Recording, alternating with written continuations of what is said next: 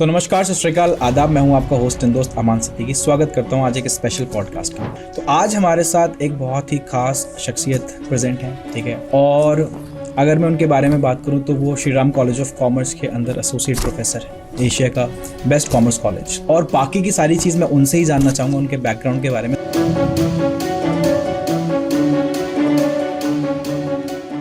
तो मैं स्वागत करता हूँ डॉक्टर हरेंद्रनाथ तिवारी का। स्वागत है सर आपका। थैंक यू अमान, एंड आपके दर्शकों को नमस्कार। Thank you so much sir.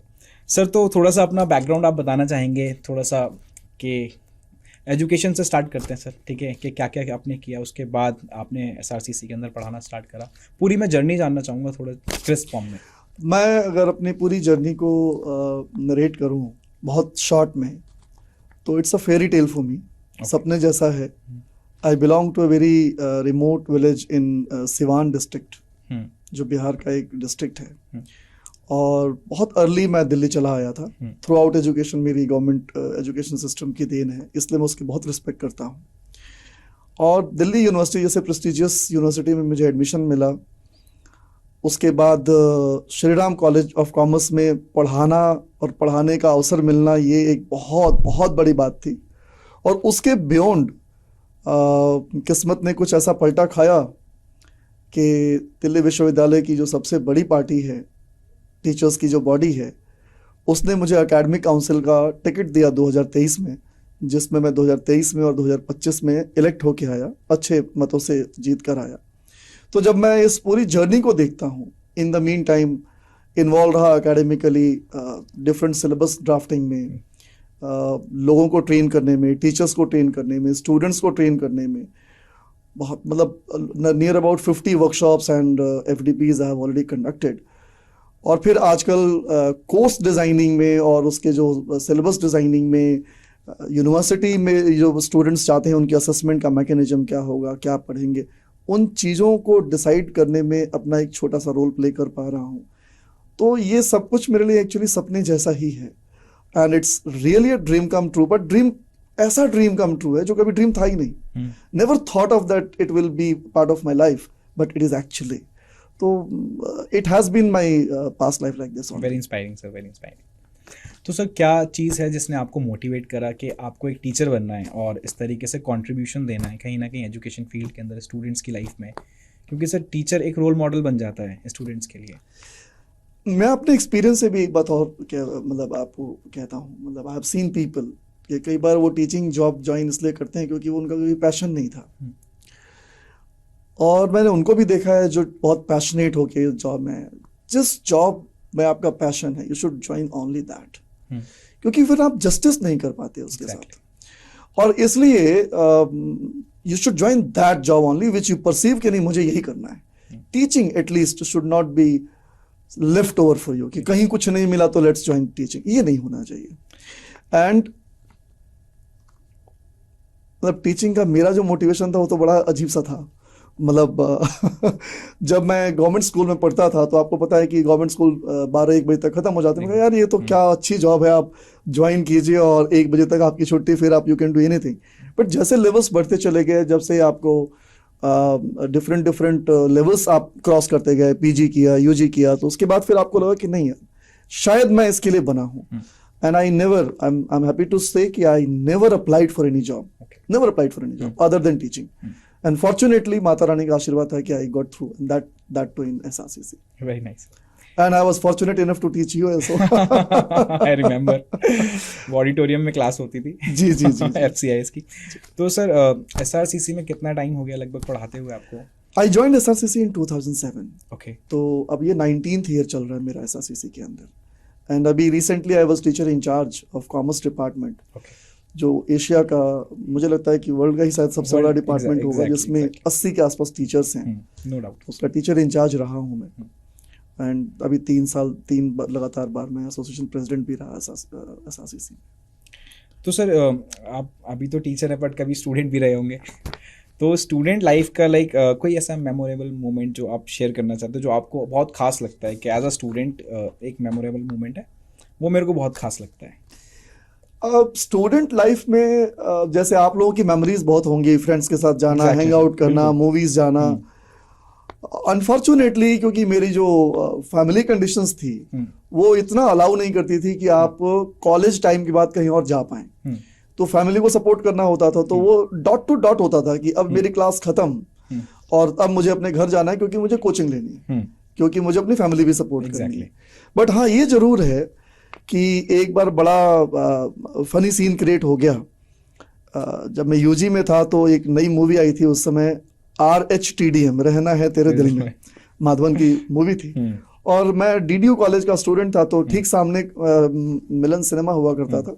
तो बच्चों ने, फ्राइडे का दिन था, उन्होंने कहा जी हम तो बस आज मूवी देखने जाते हैं। अच्छा, हम 4-5 स्टूडेंट से हमने कहा भाई मूवी देखना हमारे शायद, तो हमने कहा नहीं हम तो नहीं जाएंगे। तो हमने कहा चलो बाकी दिन तो किताबें नहीं मिलती, आज लाइब्रेरी से किताब ले लेते हैं। तो जब हम किताब लेने गए तो वहां वो टीचर मिल गया जिसकी क्लासेस बंक करके बाकी सब लोग मूवी देखने गए थे। उन्होंने कहा तुम लोग कहाँ? तो फिर अब हमें बताना पड़ा कि भाई व्हाट हैज हैपेंड। तो जब मंडे को उनकी क्लास हुई तो उन्होंने कहा वो 5 बच्चे जो हमें मिले थे वो जरा खड़े हो जाओ क्लास में। तो हम खड़े हो गए। अब पूरी क्लास ये सोच रही है कि आज इनकी वॉट लगनी है, लेकिन 5 मिनट बाद उन्होंने कहा कि अच्छा ठीक है तुम बैठ जाओ, बाकी सारे खड़े हो जाओ। तो वो जो एक सिचुएशन क्रिएट हुआ वो बड़ा फनी लगता है। बाकी तो क्योंकि हार्डशिप थी बिगिनिंग ऑफ लाइफ में, तो इसलिए बहुत ज्यादा ऐसे मोमेंट्स हैं नहीं हमारे पास शेयर करने की। तो सर आप DU में एकेडमिक काउंसिल में इलेक्टेड मेंबर हैं, ठीक है, और हाईएस्ट बॉडी है दिल्ली यूनिवर्सिटी के अंदर एकेडमिक्स में। तो आपका क्या रोल है सर वहाँ पे, मतलब किस तरीके से आप रोल प्ले करते हैं? क्या रिकमेंडरी बॉडी है या आप अपने रिकमेंडेशन देते हैं? थोड़ा सा बताइए। ठीक है, ऐसा है, दिल्ली यूनिवर्सिटी जो एकेडमिक काउंसिल होती है ना किसी यूनिवर्सिटी की, वो एकेडमिक डिसीजंस लेने के लिए कि क्या कोर्स होगा, क्या बैच साइज होगा, असेसमेंट का मैकेनिज्म क्या होगा, प्रैक्टिकल कितना होगा, थियोरी कितना होगा, किस कोर्स में कितने घंटे की लेक्चर्स डिलीवर करेंगे, वो सब डिसीजन लेने के लिए जो हाईएस्ट बॉडी होती है वो एकेडमिक काउंसिल होती है, जिसमें मैं इलेक्टेड कंपोनेंट हूँ। और नॉमिनेटेड भी होते हैं लोग उसमें, जो डीन्स होते हैं, प्रिंसिपल्स होते हैं, they become part of the academic council bye appointment by the vice chancellor. जो हेड्स हैं वो बाय डिफॉल्ट होंगे क्योंकि उनको अपना सिलेबस प्रेजेंट करना है। मैं कॉमर्स डिपार्टमेंट से हूँ, तो कॉमर्स डिपार्टमेंट में जो भी बीकॉम ऑनर्स में, बीकॉम प्रोग्राम में, एमकॉम में जो सिलेबस होगा वो हेड लेकर रिप्रेजेंट करेगा, तो वो बाय डिफॉल्ट मेंबर हो जाता है। कुछ प्रिंसिपल्स होते हैं जो by rotation, by seniority vice chancellor उनको अपॉइंट करते हैं फॉर अ फिक्स्ड टेन्योर। हम लोग 2 साल के लिए इलेक्ट होते हैं। ये जो बॉडी होती है, इस बॉडी में जो सिलेबस है वो सिलेबस डिसाइड होता है, बच्चे का करियर डिसाइड होता है, बच्चा क्या पढ़ेगा, किस तरह का बच्चा बाहर निकलेगा, वो सब डिसाइड होता है। और क्योंकि हमारी यूनिवर्सिटी बहुत बड़ी यूनिवर्सिटी है, Delhi university is one of the largest university of India and one of the most reputed universities. तो फिर हमारे सिलेबस और हमारी जो आर्टिकुलेशंस हैं उन पर पूरे वर्ल्ड की अदर यूनिवर्सिटीज की, including other universities of the country as well, एक नजर रहती है। तो उस लिहाज से हमारी रिस्पॉन्सिबिलिटी वहां बढ़ती है। बट हम भी, क्योंकि 26 लोग हैं, डिपार्टमेंट्स तो बहुत सारे हैं, मैं कॉमर्स का हूँ, लेकिन जरूरी है कि मैं कॉमर्स पे ही बात कर रहा हूँ। सपोर्ट सिस्टम है, टीचर्स हैं, वो अपनी जो फीडबैक्स हैं वो सिलेबस के रिगार्डिंग या अदर असेसमेंट्स के रिगार्डिंग वो हम तक पहुंचाते हैं। फिर वो फीडबैक्स हम काउंसिल में, जैसे आपने संसद की कार्रवाई, पार्लियामेंट्री कार्रवाई देखी होगी, वैसे हम वहां पर अपना प्रेजेंट करते हैं और वहां पर हाउस को कन्विंस करने की कोशिश करते हैं और उसको फिर इम्प्लीमेंट कराते हैं। तो सर कोई रीसेंट अभी रिफॉर्म हुआ हो, कुछ रीसेंट चेंजेस आए हैं जहाँ पे आपका कंट्रीब्यूशन हो, आपने कुछ रिकमेंडेशन दी हो जो आप थोड़ा सा बताना चाहें? देखिए, दिल्ली यूनिवर्सिटी में आजकल तो वैसे पूरे इंडिया में ओवरऑल चेंजेस लगभग क्या आ रहे हैं? हाँ, देखिए ऐसा है, अभी दिल्ली यूनिवर्सिटी में NEP लागू हुआ 2022 में, नेशनल एजुकेशन पॉलिसी 2020 लागू हुआ। जब आप लोग आए थे तब एक अलग सिस्टम था, टोटली चेंज था। तो 14 में आप पास आउट हो गए। हाँ जी। तो 14 में फिर CBCS को उन्होंने इम्प्लीमेंट किया था वापस, तो आप भी CBCS का ही हिस्सा, जनरल, जिसमें जेनरिक इलेक्टिव एक सब्जेक्ट वो सब था, वो अभी भी है। लेकिन अब क्या अब नंबर ऑफ पेपर्स बढ़ा दिए हैं, उनके नंबर ऑफ आवर्स रिड्यूस कर दिए हैं, और अब यूनिवर्सिटी ने एक कुछ ऐसा सिस्टम सा बना दिया है कि वो लगभग, मतलब अभी 4th ईयर है और 4th ईयर इम्प्लीमेंटेशन के टाइम भी बहुत सारे इश्यूज हम फेस कर रहे हैं।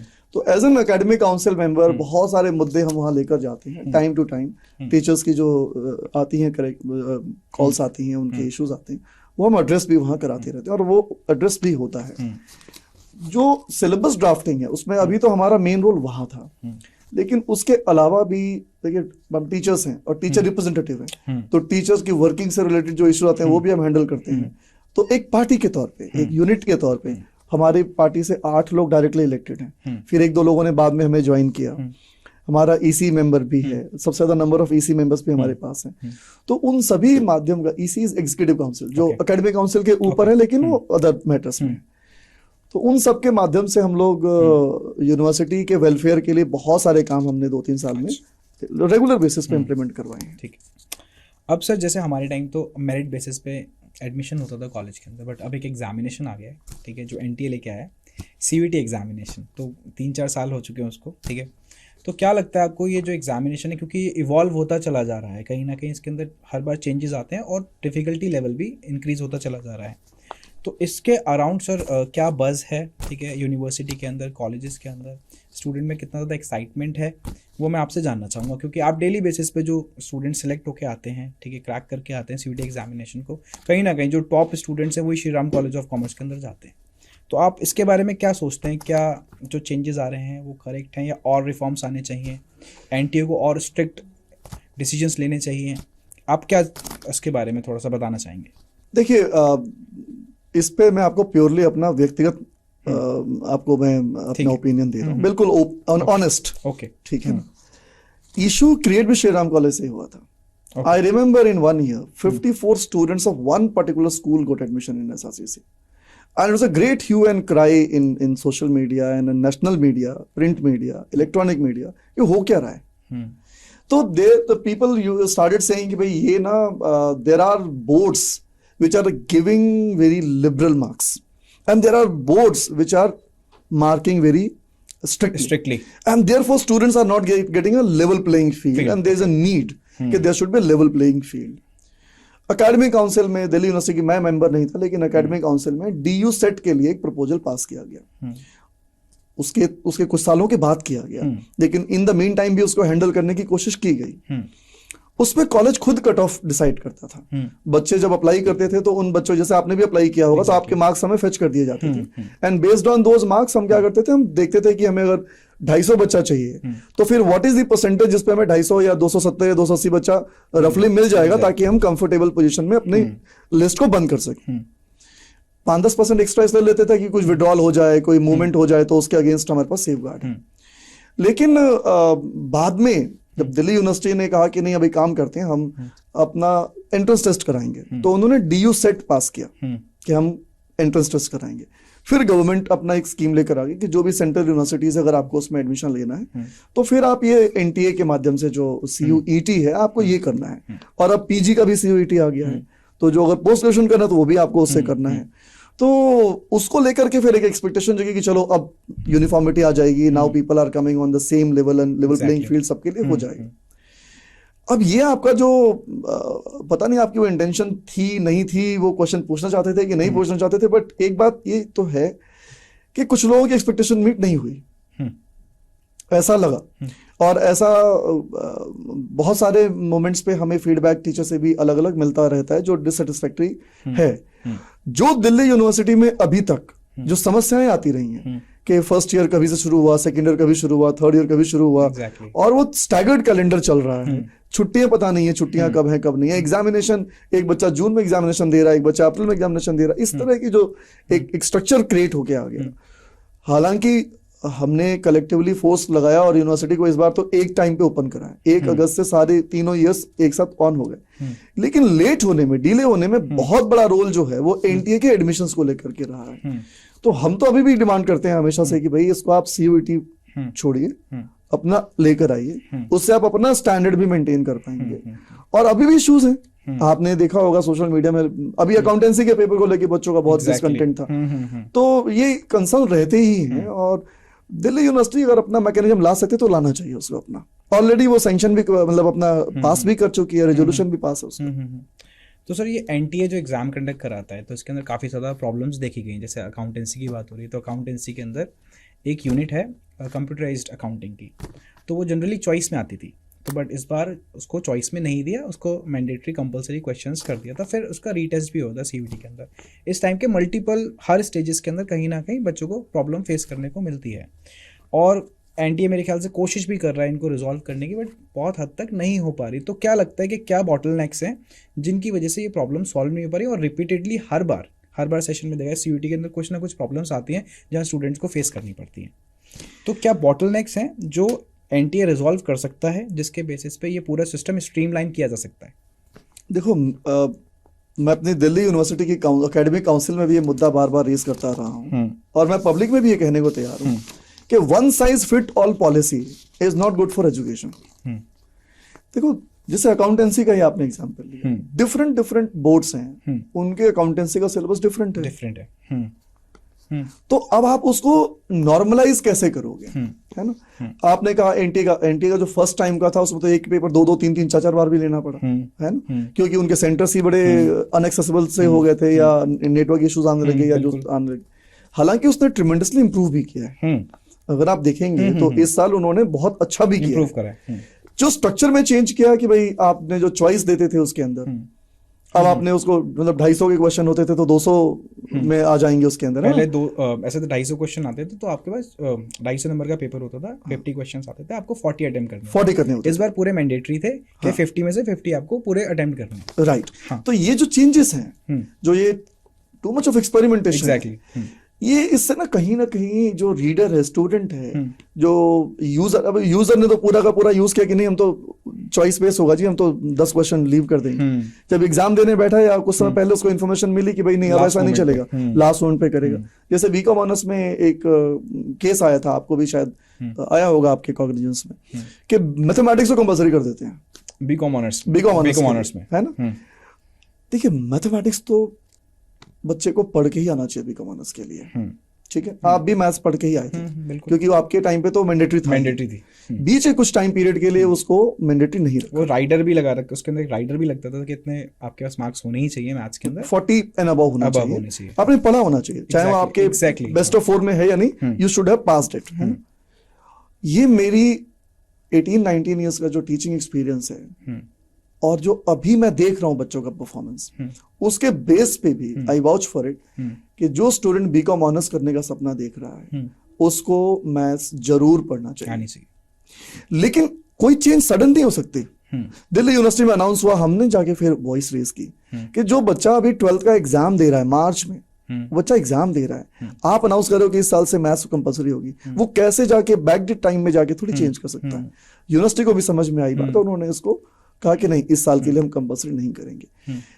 What I'm trying to say, कि how will you implement it after 2 years or 3 years or 4 years? You announce it today, तो सर क्या, so that the people start preparing for themselves. तो ये in upcoming year क्या आपको लगता है कि बीकॉम ऑनर्स के लिए मैथ्स कंपलसरी हो जाएगी? डिमांड तो बहुत है, हो भी सकती है, और इसका रेजोल्यूशन भी डिपार्टमेंट पास कर चुका है। इकोनॉमिक्स ऑनर्स के लिए तो मैथ्स कंपलसरी है, हमेशा से रहा है, बट बीकॉम ऑनर्स के लिए नहीं है। बट लास्ट टाइम एनटीए ने कर दिया था, बट इट वाज रिमूव्ड। नहीं, एनटीए ने नहीं, दिल्ली यूनिवर्सिटी ने, एग्जैक्टली, तो वो कर दिया था, but it was somehow removed. अब बट जब कर दिया था तो इन फ्यूचर चांसेस हैं कि वो बीकॉम ऑनर्स के अंदर मैथ्स हो सकता है कंपलसरी कर दे, होगा सूनर और लेटर, वो होगा भी।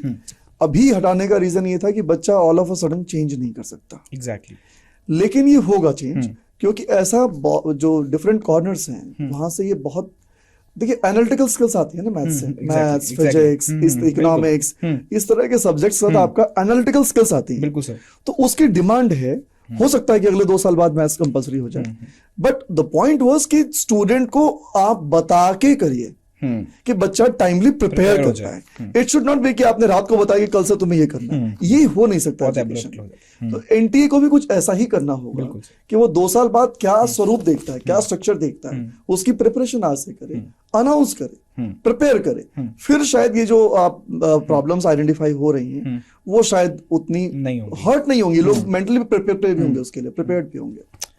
तो अब दिल्ली यूनिवर्सिटी की अगर बात करते हैं तो दिल्ली यूनिवर्सिटी के अंदर अराउंड 71,000 के अराउंड ही सीट्स हैं, मोर और लेस। तो कुछ सर इसके ऊपर प्रपोजल चल रहा है कि नंबर ऑफ सीट्स बढ़ाई जाएं, ठीक है, ताकि और स्टूडेंट्स को अकोमोडेट करा जाए, या कुछ नए कॉलेजेस लेके आए जाएं, कुछ नया कैंपस बनाया जाए। तो इस टाइप के कुछ इनिशिएटिव्स चल रहे हैं, या इन फ्यूचर हम सीट्स देखेंगे कि बढ़ रही हैं दिल्ली यूनिवर्सिटी के अंदर? हाँ, दिल्ली यूनिवर्सिटी के अंदर नए कॉलेजेस का फाउंडेशन स्टोन तो लेइंग का हुआ ही है ना, और रिसेंटली हुआ है। दिल्ली यूनिवर्सिटी में इंफ्रास्ट्रक्चर पे ईस्ट कैंपस का भी हुआ है, नहीं एक कॉलेज का भी फाउंडेशन रखा गया है। और इंफ्रास्ट्रक्चर पे तो काम खर्चा बहुत हो रहा है दिल्ली यूनिवर्सिटी में, नो डाउट अबाउट इट, लेकिन फिर भी कम है क्योंकि 4 ईयर है। अब 4 ईयर का आप स्ट्रक्चर ले आए हैं। अभी टीचर्स के लिए आपको एक सेपरेट केबिन या सेपरेट रूम जहाँ पे वो बैठ के अपना रिसर्च, आप अगर रिसर्च ओरिएंटेशन देना चाहते हैं तो फैसिलिटी भी देनी होगी, तो वो फैसिलिटेट करना भी अभी हमें लगता है कि वो रिसोर्सेज बहुत शॉर्ट हैं और ह्यूज इन्वेस्टमेंट की रिक्वायरमेंट है। और सबसे बड़ा जो रिसोर्स जिसकी रिक्वायरमेंट है वो लैंड है, जिसकी सबसे ज्यादा स्कैर्सिटी है। अच्छा, एडिशनल बच्चा अकोमोडेट करना है तो आपने कहा ना, और बस स्टूडेंट, अभी तो जो 25% बच्चा इंक्रीज हुआ है due to EWS, economically weaker section extension, exactly, उसका भी अभी इंफ्रास्ट्रक्चर प्रॉपर डेवलप नहीं हो पाया है। तो देखिए, इंफ्रास्ट्रक्चर रातों रात डेवलप नहीं होता। सीट तो आप कह देंगे कि आप बढ़ा लीजिए, लेकिन इंफ्रा पे आपको टाइम लगता है। तो प्लान कीजिए, हमें कोई आपत्ति थोड़ी नहीं कि आप नए कॉलेज खोलो ना भाई, अगर ग्रोइंग पॉपुलेशन है तो ग्रोइंग नीड भी है, नए पॉपुलेशन, लेकिन जब नए कॉलेज खोलेंगे तो नई फैकल्टी पोजीशंस चाहिए होंगी, नई टीचिंग पोजीशंस चाहिए होंगी, जॉब मार्केट में भी एक अच्छा पॉजिटिव सिग्नल जाएगा, तो डू इट, और वो होना भी चाहिए। हम तो डिमांड भी करते हैं, अभी एक क्यों, हम 5 कॉलेज खोले भाई। लास्ट जो कॉलेजेस खुले थे वो कब खुले थे? वो खुले थे वो जो बीजेपी की गवर्नमेंट थी 90s के दशक में, तब खुले थे, जिनमें अभी रिसेंटली केजरीवाल जी के दौर पे कितनी समस्याएं भी आई, जो सैलरी वाले जो स्ट्रक्चर्स इश्यूज आए, उसके बाद नए कॉलेजेस खुले नहीं।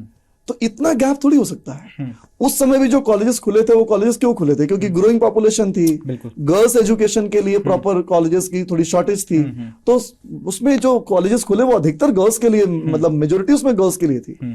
तो क्यों नहीं खुलना चाहिए? आपकी अर्बन पॉपुलेशन बहुत तेजी से बढ़ रही है, नंबर ऑफ स्कूल्स बढ़ने चाहिए, नंबर ऑफ कॉलेजेस बढ़ने चाहिए, सीट्स बढ़नी चाहिए, लेकिन उनकी प्लानिंग पहले करनी होगी। उनमें रिसोर्सेस लाइए, इंफ्रास्ट्रक्चर लाइए, faculty and non faculty positions बढ़ाइए, ताकि किसी को फिर सफोकेशन ना हो। आज अमान सिद्दीकी को कहा गया कि तुम्हें 5 घंटे काम करना और कल से 12 घंटे काम करना, कैसे करेगा? सही बात। तो उसके लिए एक्स्ट्रा हैंड की भी अरेंजमेंट करनी होगी। तो सर, अब SRCC तो बहुत फेमस है अपनी कट ऑफ के लिए, ठीक है, बट सर ये जो नहीं, क्रॉसवर्ड्स के लिए भी एग्जैक्टली, फेस्ट के लिए बहुत ज़्यादा फेमस है, बट सर ये जो कट ऑफ रखने का क्राइटेरिया है, ठीक है, इसके अंदर थोड़ा सा ट्रांसपेरेंसी, जैसे स्टूडेंट्स जानना चाहते हैं कि अगर कट ऑफ इतनी हाई जा रही हैं तो उसके पीछे का रीज़न क्या है, ठीक है, तो वो ट्रांसपेरेंसी क्या हम इस सिस्टम के अंदर ला पाएंगे, जहाँ पे हम स्टूडेंट्स को बताएंगे कि अगर ये कट ऑफ जा रही है तो इसके पीछे का रीज़न ये है, वैलिड रीज़न दिया जाए। एक बार बस पेपर आता है, कट ऑफ आ जाती है कि अगर आपका उतना स्कोर आया तो आपको एडमिशन मिल रहा है, नहीं आया तो आपको एडमिशन नहीं मिलेगा, simple as it is. But क्या इसके अंदर थोड़ी ट्रांसपेरेंसी आ सकती है, जहाँ पे हम प्रोसीजर को बताएं स्टूडेंट्स को कि ये प्रोसीजर है, जहाँ पे हम ये प्रोसीजर फॉलो करते हैं और इस बेसिस पे कट ऑफ निकाली जाती है? Because I remember back in days के एक बार कट ऑफ 100% भी गई थी if you are from non commerce background. तो उसके पीछे का थोड़ा सा सर बताइए कि क्या ट्रांसपेरेंसी आ सकती है? मैं आपको एक बात बताता हूँ। आप मतलब एक बात तो है कि अभी आप SRCC को जी रहे हैं, हाँ जी, क्योंकि आपको वो सिस्टम याद है कट ऑफ वाला। आज तो कट ऑफ नहीं आता, हाँ जी, आज का सीधा बच्चे को कॉलेज एलोकेट हो जाता है। तो इसमें और टीचर्स को लगता है या स्टूडेंट्स लगता है कि यार नहीं है transparency. Cut off system was very transparent. देखिए, what used to happen that you applied in a course, है ना, जस्ट लाइक यू 70,000 स्टूडेंट्स का 75,000 स्टूडेंट्स का एवरेज एप्लीकेशन आता था बीकॉम ऑनर्स के लिए श्रीराम में, ठीक है। अब उस 75,000 को तो हम दे नहीं सकते। सीट्स तो हमारी 500 थी, जो बढ़ के 626 हुई। उसमें से भी UR कैटेगरी के लिए जो थी वो 252 सीटें थी। तो अब कैटेगरी वाइज फिक्स करना होता है। तो हम क्या करते थे कि हमने सारे बच्चों के मार्क्स जो उन्होंने फीड किए हैं वो क्रॉस चेक करते थे कि ठीक किए कि नहीं किए। फिर उसके बाद हम उनको डिसेंडिंग ऑर्डर में अरेंज करते थे और ये देखते थे, क्योंकि मैं इस 19 सालों के करियर में 15 साल एडमिशन किए मैंने, and on different various positions, और डेटा भी मैं हैंडल करता था, जहाँ पे फिजिकल डॉक्यूमेंट वेरिफिकेशन भी होता था पहले। फिजिकल डॉक्यूमेंट वेरिफिकेशन होता था, डाटा की जो पूरी प्रोसेसिंग है बैक एंड की वो मैं करता था। तो इसलिए मैं आपको जो बता रहा हूँ बिल्कुल ऑनेस्ट बता रहा हूँ। अच्छा, कई कॉलेजेस के लिए मेहनत नहीं होती थी।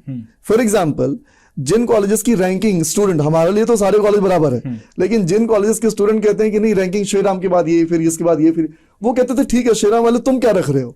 हमने कहा जी 96, वो कहते ठीक है हम 94.75 रखेंगे, हम 1 नंबर कम कर दें, कोई दूसरा हम 2 नंबर। तो एक चेंज चलती थी और उसके हिसाब से होता था, लेकिन नॉन ट्रांसपेरेंट नहीं था। नॉन ट्रांसपेरेंट इसलिए नहीं था कि यदि एसआरसीसी ने कह दिया कि 96% इज द कट ऑफ, तो जिस बच्चे का भी 96% है उसको एडमिशन मिलता था। एक साल जरूर हुआ था क्योंकि उसमें जब सिस्टम चेंज करने में थोड़े एक्स्ट्रा एडमिशन हो गए थे, अदरवाइज हम हमेशा से 10-20% एक्स्ट्रा एडमिशन का स्कोप लेके चलते थे। और वो आज भी चलता है सिस्टम यूनिवर्सिटी में। जब एलोकेशन होती है, एग्जैक्ट एलोकेशन होती है, उसमें भी एक्स्ट्रा एलोकेशन होती है, क्योंकि उसमें चांसेस होते हैं कि आपको कोर्स पसंद नहीं आया जो एलोकेट हो गया, आपको कॉलेज पसंद नहीं आया जो एलोकेट हो गया, आपने नहीं लिया एडमिशन, तो कॉलेज की सीट तो भरनी है ना। या आपको पता होगा कि वो मई जून में एडमिशन होते थे, जुलाई में कॉलेज खुलता था, कई सारे जो कोर्सेस हैं उनके एडमिशन भी थोड़े लेट होते थे, तो हम उसके लिए भी 5-10% एक्स्ट्रा लेके चलते थे कि अगर 250 सीट्स हैं तो आप 275 एडमिट कर लो, 280 एडमिट कर लो, 25-30 student extra is no issue. Government structure है, वो पढ़ लेगा उतने जहां 250 बच्चा पढ़ेगा 280 पढ़ लेगा, लेकिन उसमें से अगर 10 बच्चा चला भी गया तो आप 260-265 पे आके टिके हो। तो वो इस तरह से डिसाइड होता था, बट सर ये तो ट्रांसपेरेंट था, हो गया डिसाइड, मतलब जैसे बट इस बार जैसे कट ऑफ गई है वो 918 आई गेस गई है अराउंड, ठीक है, फर्स्ट कट ऑफ जो गई थी 918 के अराउंड गई है। तो ये जो 918 आउट ऑफ 1000 हमने सिलेक्ट करा है कि ये 918 जाएगी, ये इसका बेसिस क्या है? जो हमारे पास डेटा आया है वो हम रेफरेंस लेते हैं, फिर हम उसको असेंडिंग या डिसेंडिंग ऑर्डर में आपने अरेंज करा, उसके अकॉर्डिंग सेट करते हैं कि अभी भी सेम प्रोसीजर फॉलो होता है या प्रोसीजर में थोड़े से डिफरेंस आ चुके हैं? थोड़ा सा डिफरेंस आ गया है। देखिए उस समय क्या होता था कि जो बच्चा है, स्टूडेंट है, वो सेम बच्चा बीकॉम ऑनर्स के लिए भी एलिजिबल है, सेम बच्चा इको ऑनर्स के लिए भी एलिजिबल है, सेम बच्चा किसी और कोर्स में भी एलिजिबल हो सकता, बीबीई के लिए भी एलिजिबल होता था, बीएमएस के लिए भी एलिजिबल होता था जब कट ऑफ सिस्टम था। तो हम थोड़ा और लिबरल होते थे कि भाई इसमें से कुछ बच्चा इको में जाएगा, कुछ बच्चा बीएमएस में जाएगा, कुछ बच्चा बीबीई में सेटल डाउन होगा, सेटल डाउन होगा, तो हम उसके लिए फैक्टर इन करते थे। ठीक है, आजकल वो सिस्टम नहीं है। अब क्या है, आजकल काउंसलिंग सिस्टम है, तो आपको प्रेफरेंसेस मांगनी होती है, तो student has to fill the preferences. In that preference a student is giving his highest order followed by the lower orders. तो उस केस में वो कॉलेज और कोर्स का कॉम्बिनेशन खुद बता रहा है। तो अब क्या होगा कि जैसे ही वो आप कोर्स डिसाइड करना शुरू करते हैं, तो उस कोर्स के जितने एप्लीकेंट्स हैं उनको डिसेंडिंग ऑर्डर में करने के बाद आपने उनकी first choice, second choice, third choice के हिसाब से एलोकेट कर दिया। उसके बाकी जो एलोकेशन है वो सीज हो गए। उस सिस्टम में उसके सारे ऑन होते थे। उसकी चॉइस है कि वो इको ले ले, बीबीई ले ले, बीएमएस ले ले या फिर बीकॉम ऑनर्स ले ले। यहां पर उसको एक दिया कि वही चॉइस है उसके पास, अब चॉइस नहीं है उसके पास, क्योंकि एलोकेशन सिस्टम है and that is done through computer algorithm. तो हम ये मान के चलते हैं कि CS पोर्टल, हाँ CS, कि उसमें इस तरह का कोई जानबूझ के गड़बड़ होगा नहीं, ऐसा हम मान के चलते हैं। एग्जैक्टली। तो सर अब जैसे स्टूडेंट्स अगर बीकॉम ऑनर्स करते हैं, ठीक है, दिल्ली यूनिवर्सिटी और प्रेस्टिजियस कॉलेज एसआरसीसी से करते हैं, तो आगे जैसे हमारे साथ काफ़ी सारे स्टूडेंट्स हैं जो 12th क्लास के अंदर हैं, तो वो पॉडकास्ट देख रहे होंगे, काफ़ी सारे स्टूडेंट्स देखेंगे इसको, तो आप उनको क्या रिकमेंड करना चाहेंगे कि बीकॉम ऑनर्स के बाद स्टूडेंट्स को और भी कुछ कोर्सेज करने चाहिए? क्योंकि एसआरसीसी तो अच्छी खासी प्लेसमेंट ऑफर कर देता है, तो बहुत सारे स्टूडेंट्स प्लेसमेंट ले लेते हैं, उसके बाद वर्क एक्स लेके कुछ और करते हैं, बट क्या आप उनको करियर गाइडेंस देना चाहेंगे कि बीकॉम ऑनर्स के साथ साथ वो क्या क्या परस्यू कर सकते हैं? देखिए जो कॉमर्स का स्टूडेंट है ना, बड़ा वर्सेटाइल होता है और इसलिए आप देखोगे, मैं किसी का एक वीडियो देख रहा था, वो कहता है जी 10 में से 3 लोग बीकॉम लेते हैं जी, कौन सी बड़ी बात है? अरे भाई 10 में से 3 लोग 30% होता है। एग्जैक्टली। आप उस 3 नंबर पे मत जाओ। जब उसको आप एक्स्ट्रापोलेट करोगे लैक्स में, तो 1 लाख में 30,000 बच्चा होगा। अभी मैं कहीं एक रिसोर्स पर्सन बन के गया था किसी वर्कशॉप में, तो वहां पर पता चला कि SOL में, जो स्कूल ऑफ ओपन लर्निंग, उसमें 25 to 30% जो बच्चा है वो कॉमर्स का बच्चा है। तो कॉमर्स का बच्चा थोड़ा वर्सेटाइल है। एक ट्रेंड जो मेरे लिए डिसहार्टनिंग भी है, मैंने ये देखा कि साइंस का क्रेज थोड़ा कम हुआ है। exactly. स्कूल एजुकेशन में भी कम हुआ है, कॉलेज एजुकेशन में भी कम हुआ है। आई तो पर्सनली फील की कहीं ऐसा ना हमारे पास पढ़ाने वाले टीचर्स शॉर्टेज में आए फ्यूचर में, विच इज अनफॉर्चुनेट। अगर ऐसा होता है तो वेरी अनफॉर्चुनेट। लेकिन एक चीज और भी है, कॉमर्स में इतनी डिमांड क्यों है? क्योंकि शायद मार्केट ओरिएंटेड इकोनॉमी है, आज मार्केट का बहुत बोलबाला है। कॉमर्स का बच्चा हर जगह फिट हो जाता है, चाहे वो बैंकिंग हो, इंश्योरेंस हो, कंसल्टेंसी हो, टीचिंग हो, आप एसआरसीसी के हैं, एसआरसीसी तो हर साल आजकल यूपीएससी में अच्छा कंट्रीब्यूट कर रहा है, आईआरएस की तो गिनती है, and I am fortunate enough कि मेरे कई पढ़ाए हुए बच्चे हैं, तो उनसे भी जब मुलाकात होती है, रेलवे में मुझे लेक्चर लेने के लिए बुलाया लोगों ने, एंड आई वाज वेरी एंग्जायस, मतलब बहुत एंजाइटी थी कि भाई वो सारे टॉप होंगे, क्या है, यूपीएससी क्लियर है, फलाना डिमाका, और लेक्चर लेने से 10 मिनट पहले जब मैं गया तो वहां एक बच्चे ने आके मेरा पैर छुआ, तो मैंने कहा आप मुझे जानते हैं, क्योंकि I was not expecting anybody to know me there, railway में कौन जानेगा मुझे, बड़ोदरा में था, एंड दे इनवाइटेड फॉर, तो sir I attended your open lecture, जैसे आपने कहा ना वो ऑडिटोरियम वाली क्लास, उसने वही अटेंड की थी। मैंने कहा अच्छा यू फ्रॉम एसआरसीसी, मैंने कहा उस समय मेरा प्रेशर एकदम खत्म। तो कई इस तरह के मोमेंट्स जो बच्चों से मिलते हैं। अच्छा वहां जाने के बाद उसने ही टुक ग्रेट केयर, है ना, तो एक मैं सिर्फ ये कह रहा हूँ कि वो बच्चा देखो रेलवे में भी गया, हर जगह है, everywhere, whether it is administration. अभी आपका एक जूनियर जो है वो आईपीएस हुआ है, and he call me to inform me कि सर आई एम, तो एडमिनिस्ट्रेशन में जाओ, आईएएस, यूपीएस, पॉलिटिक्स, बड़े नाम है एसआरसीसी से निकले हुए, जजेस, अर्जुन सीकरी, इतना मतलब ग्रेट पर्सनालिटीज, टीवी में चले जाओ, बिजनेस में, बिजनेस तो खैर उनको आना ही चाहिए, रजत शर्मा, कहीं भी जाओ, एक्चुअली जो रेपुटेशन है कॉलेज की वो भी बहुत हद तक उन बच्चों की अपनी सक्सेस स्टोरी से कारण भी है, जो हमारे लिए एक लॉरल लेके आते हैं, और हम भी फिर हमें भी उसके हिसाब से मेहनत भी डिलीवर भी करना पड़ता है।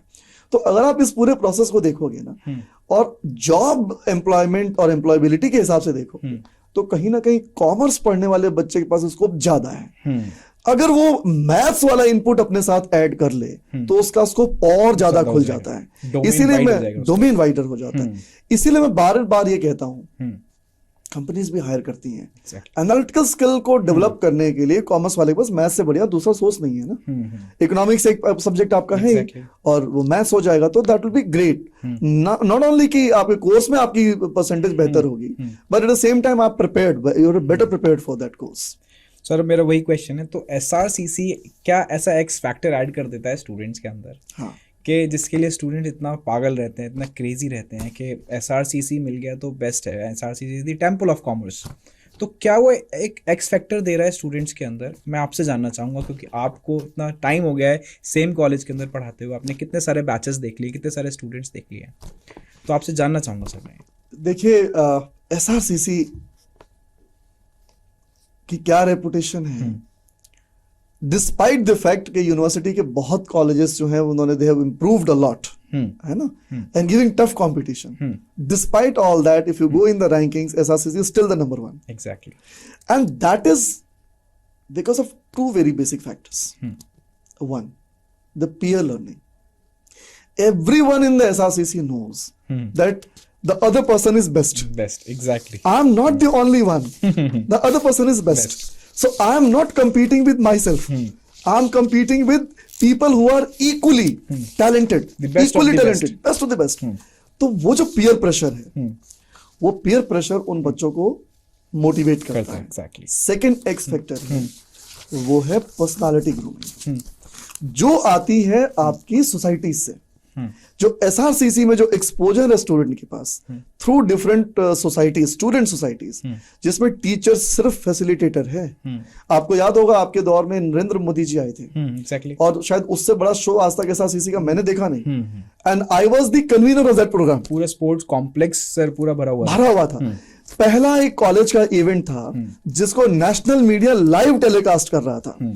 अगर मैं उसके पॉलिटिकल, आप अगर मुझसे पूछो ना कि आपके 19 साल के एक्सपीरियंस में एक मेमोरेबल इवेंट बता दीजिए, तो I will say Narendra Modi's visit in SRCC as convener. किस प्रेशर में हम थे और किस तरह से, मतलब मुझे कहते हुए बहुत दुख होता है कि मैं वैसे तो कहता हूं कि आई एम वेरी लिबरल, लेकिन मैं आपके व्यू को सुनने के लिए तैयार नहीं हूं। भाई आई में अपोज नरेंद्र मोदी, आई में सपोर्ट नरेंद्र मोदी, बट मैं सुन तो लूं।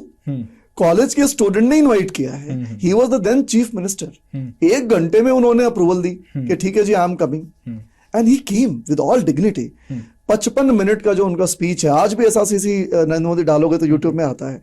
एक बार उस व्यक्ति ने पॉलिटिकल बात नहीं की, एक बार। He knew my audience is a student and he motivated, great, one of the greatest speeches I have ever heard. लेकिन बाहर क्या चल रहा था, धारा 144 लगी हुई थी और जो एसएफआई के स्टूडेंट्स हैं, एबीवीपी के स्टूडेंट्स हैं, दो गुत्थम गुत्था थे और पीपल वर वहां पे मतलब वाटर कैनन्स चल रहे थे एक एजुकेशनल इंस्टीट्यूशन के आगे।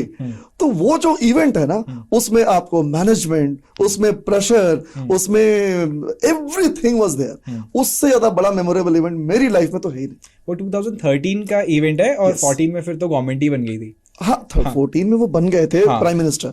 13 में ही was chief minister, exactly. 6 February 2013 and I was the union adviser. Rajan Chawda was the union president and he came with to me कि भाई हम बुलाना चाहते हैं मोदी जी को। ओरिजिनल प्लान तो हमारा था 5-star होटल में, लेकिन वो एक ऐसा स्ट्रक्चर और ऐसे बच्चों की डिमांड थी कि फिर कॉलेज में हमें करना पड़ा। बिल्कुल। तो सर थोड़ा माहौल को लाइट करा जाता है, ठीक है? तो मैं कुछ अभी तक सीरियस था क्या? थोड़ा रैपिड फायर क्वेश्चंस मैं पूछता हूँ आपसे, है ना? तो पहला क्वेश्चन है मेरा, फेवरेट बुक। मतलब आपके पॉडकास्ट सुनने वालों को मैं बता दूं, हाँ जी, कि अब तक क्वेश्चन मैंने ही पूछे थे इससे। पहली बार मैं किसी स्टूडेंट के सामने बैठ के क्वेश्चंस का जवाब दे रहा हूं। जी हाँ, तो सर क्वेश्चन है फेवरेट बुक या ऑथर, लाइक आप जो बताना चाहें, आपका फेवरेट बुक या कोई भी ऑथर। देखिए इन एनी डोमेन। नहीं, मैं बता रहा हूं आपको। मैं एक मेरी ऑब्जर्वेशन है, एंडी वोरा जी एक टीचर थे जो पढ़ाते थे हमें, मतलब क्या था, क्यूटी पढ़ाते थे, quantitative techniques in management. I have not seen a better teacher than him, I have not seen. MCom की क्लास जो ऑप्शनल क्लास होती थी, उस क्लास में हम 5 मिनट अगर लेट हो जाए तो खड़े होने की जगह नहीं मिलती थी। पूरी यूनिवर्सिटी जैसे टूट पड़ रही है उस व्यक्ति को सुनने के लिए। उन्होंने किताब भी लिखी। मैं फाइनेंस डोमेन का हूं, मेरा एरिया अकाउंटिंग एंड फाइनेंस है, मैं खुद भी ऑथर हूं, खुद भी मेरी किताबें अच्छी खासी बिकती हैं। लेकिन जब मैं फाइनेंस के डोमेन में जाता हूं तो वहाँ फॉरेन ऑथर्स एस्टैब्लिश्ड हैं, बर्क एंड डिमार्जो है, बॉडी केन एंड मार्कस है, बहुत अच्छी किताबें हैं। जिस तरह से उसकी विलियम शार्प की किताब आती है जो पूरे कॉन्सेप्ट को अच्छे, फिशर एंड जॉर्डन, जैसे मैकडोनल्ड्स का पूरा एग्जांपल है कि फिशर एंड जॉर्डन पूरा फिनांस समझाता है, इन्वेस्टमेंट समझा के निकल जाता है। बहुत इंटरेस्टिंग वे में लोगों ने लिखी किताबें। लेकिन मुझे अभी भी जो सबसे अच्छी अपील करती है वो एंडी वोरा की QTM की किताब है, मुझे बहुत अच्छी लगती है वो। और मैं थोड़ा अदरवाइज भी पढ़ना पसंद करता हूँ अपार्ट फ्रॉम द कोर्स। तो मुझे उसमें मुंशी प्रेमचंद की जो कहानियां हैं वो कहीं ना कहीं मुझे बहुत अपील करती हैं और बहुत दिल तक उतरती हैं। और मैंने उनकी कई किताबें पढ़ी हैं, उपन्यास भी उनका, उपन्यास पढ़े हैं, निर्मला गोदान, ये दोनों तो पढ़े ही हैं। इसके अलावा नमक का दारोगा, बूढ़ी वो जो नमक का दारोगा है, वो एक बच्चे वाला है जो ईद से रिलेटेड जो था ना, वो मुझे कहानी का टाइटल याद नहीं आ रहा। और एक वो था जिसमें सांप काट लेता है, तो वो क्या था, मतलब कहानियों के नाम नहीं याद आ रहे बुक का एकदम से। या जज का था कि उसका दोस्त बन गया तो उसको लगता था कि वो मुझे फेवर करेगा, लेकिन नहीं करती। ये सब कहानियां बहुत न सिर्फ अपील करती हैं, न मोटिवेट करती हैं, बल्कि जो इंडिया है, जो इंडिया का जो रिच जो जो जो मतलब हमारा कल्चर है, उस कल्चर को लेकर आती है। बिल्कुल। तो सर मेरा नेक्स्ट क्वेश्चन होगा, एक लाइफ लेसन जो आप सबको देना चाहेंगे, जो आपने अपनी लाइफ से लर्न करा है और सबके साथ शेयर करना चाहेंगे। देखिए, मैं मतलब एक अच्छा खासा रिगार्ड मुझे मिलता है, I am happy for that, but मेरी एक वीकनेस है, आई डिले लॉट। और मैं हमेशा ये प्लान करता हूँ कि कल से डिले नहीं होगा। और मैं ये जरूर चाहूंगा कि मेरी इस बुराई को कोई बच्चा कॉपी ना करे। जो आपको करना है आप तभी कर लीजिए, इमीडिएटली कर लीजिए। और कभी भी ना कल आता नहीं है, या 10 मिनट बाद, 5 मिनट बाद आता नहीं है, क्योंकि हर 5 मिनट के बाद एक और 5 मिनट आता है, और वो फिर आपको स्ट्रेस में डालता है, वो आपको प्रेशर में डालता है। और नंबर ऑफ टाइम्स ऐसी सिचुएशन होती है जो मेक और ब्रेक होती है। तो मुझे लगता है कि किसी भी काम को डिले नहीं करना चाहिए, तो प्रोक्रेस्टिनेट नहीं करना चाहिए। बिल्कुल बिल्कुल। सर नेक्स्ट क्वेश्चन है, आपके करियर में कोई ऐसा मेंटोर जिनका इम्पैक्ट रहा हो? वैसे तो आपने मेरे को बता दिया ऑलरेडी, इस क्वेश्चन के अंदर ही आंसर कर दिया है, बट फिर भी मैं जानना नहीं, चाहूंगा apart from this, हाँ। दो अलग अलग चीजें हैं। He is my inspirational teacher. जब आप मेंटोर की बात करते हैं तो हेमचंद जैन है जो मेरे कॉलेज के टीचर थे। I am indebted for him for ever. आजकल वो डीडीयू कॉलेज के प्रिंसिपल हैं, उसमें वो टीचर होते थे। एक टीचर को एक स्टूडेंट की उंगली पकड़ के चलना सिखाना चाहिए, अगर आवश्यकता है तो, जबरदस्ती नहीं, अगर आवश्यकता है तो। He was like that. He help me a lot. जैसे मैंने बताया ना कि from what kind of background I stood up, and he helped a lot. तो ऐसा व्यक्ति मिलना आपकी लाइफ में, वो आपको सेटल करता है। तो अगर आप मुझसे मेंटोर पूछेंगे तो मैं तो पब्लिक में दुनिया में कह रहा हूँ कि for me it is Hemchand Jain, no other question. तो बस थोड़ा सा रैप अप करेंगे सर। अब मैं आपसे एक पूछना चाहूंगा, क्या आप एक शायरी सुना सकते हैं? कोई भी जो आपको अच्छी लगती है। नहीं, शायरी का मुझे शौक बहुत है। कोई भी पोइट्री यानी शायरी you want? लेकिन जानते हैं क्या है, अब आपके जो यंगस्तान है वो तो उनको हाँ, तो आजकल exactly. कुमार विश्वास की शायरी ही याद आती है ना। तो मुझे भी अच्छी लगती है। हाँ जी। लेकिन क्या है, मैंने सोचा नहीं कि कौन सी शायरी, ऐसा कोई प्लान नहीं किया मैंने। हाँ, कोई बात नहीं, तो शायद anything, मुझे थोड़ा anything, सा हाँ। मुश्किल हो। लेकिन अगर आप मतलब अब मैं क्या आपको बताऊं, कोई मैं भी स्टेटमेंट्स भी आप बता सकते हैं, जो भी आप स्टूडेंट्स को गाइड करने के लिए बता सकते, वो भी बता सकते हैं। आप अपना थॉट शेयर कर दीजिए बस। हाँ, मुझे ये लगता है कि अगर कभी मुझे अवसर मिला तो मैं शायरी जरूर सोच कर आऊंगा कि क्या बोलना है। बिल्कुल ऑल ऑफ सडन क्वेश्चन था मेरे लिए, अदरवाइज। और क्या है ना, मैं कौन सा बोलूं, क्या बोलूं, वो एक फ्रेम ऑफ माइंड भी आता है इन एनी केस। हाँ, आजकल जिस तरह से बच्चों का है, युवाओं का है, उस तरह से मेरा भी फेवरेट कुमार विश्वास है। उसकी शायरी मुझे भी याद है, पर अब वो पता नहीं मुझे सुनानी चाहिए नहीं सर, कोई बात नहीं, हेजिटेट कर रहा हूँ। और दूसरी बात ये है, एक चीज तो जरूर है sir, whatever you want to do, plan it. And once you plan it, be determined to do it. Sorry, execute it. And when you're executing, be determined to execute it. ये जो तीन चीजें हैं ना, ये मुझे लगता है कि ये सक्सेस का मंत्र है। You should have a better planning, executionable plan, execute it, and determination तो rock solid होना चाहिए आपका। ठीक है, इंडिया पे अभी आपने ऑपरेशन सिंदूर देखा ना, देश डिटरमिन्ड था कि हमको अपनी सिक्योरिटी सिस्टम को बनाना है। तो फॉरेन एसेट्स एक साइड, हमारे जो इंटरनली जनरेटेड एसेट्स हैं उन्होंने क्या कमाल नहीं कर दिया। Plan, execute and be determinant कि उसको मैं टारगेट तक लेके जाऊंगा। That is I think sufficient. मेरे लिए वो बेसिक विजय मंत्र है। Thank you so much sir, ठीक है, आज जुड़ने के लिए, इतना प्रेशियस टाइम निकालने के लिए स्टूडेंट्स के लिए। ठीक है, मैं आशा करता हूँ कि आपसे दोबारा मुलाकात होगी और किसी नए टॉपिक पे आपसे डिस्कशन किया जाएगा। अब तो स्टूडेंट से आप इंटरेक्ट करते रहेंगे, ठीक है, और हमारे साथ जनरली कॉमर्स स्टूडेंट्स हैं, तो काफ़ी ज़्यादा फ्रूटफुल सेशंस इन फ्यूचर रहने वाले हैं। मोस्ट वेलकम अमान। मेरे लिए ये जो पॉडकास्ट है, इसमें आने का एक मोटिवेशन था, आई रिसीव्ड योर मैसेज कि यू वांट अ पॉडकास्ट। तो मैंने कहा मेरे एक पुराने स्टूडेंट ने मुझे याद रखा है, ये मेरे लिए एक बहुत बड़ी अचीवमेंट है, and I thought I will do.